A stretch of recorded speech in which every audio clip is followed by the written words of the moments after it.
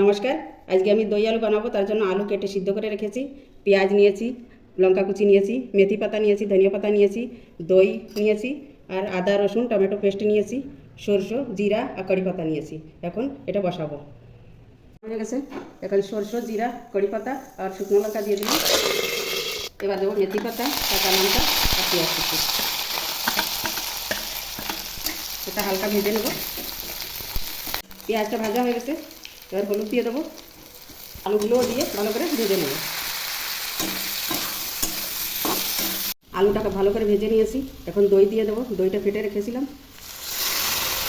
দই দিয়ে একটু ভালো করে ভেজে নেব। আলুটা ভাজা হয়ে গেছে। এবার লবণ দিয়ে দেবো, স্বাদ অনুসারে লবণ দিলাম, মশলাটাও দিয়ে দিলাম। এর ভিতর লঙ্কা পিসা হলো।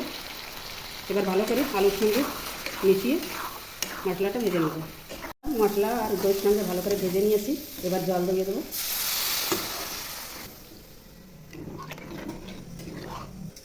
5 মিনিট জন্য ঢেকে দিলাম। দই আলু হয়ে গেছে রান্না। এবার নামানোর আগে গরম মশলা আর ধনিয়া পাতা দিয়ে নামিয়ে নেব। দই আলু বানানো হয়ে গেছে। আমার ভিডিওটা যদি ভালো লেগে থাকে লাইক করবেন, শেয়ার করবেন, সাবস্ক্রাইব করবেন। নমস্কার।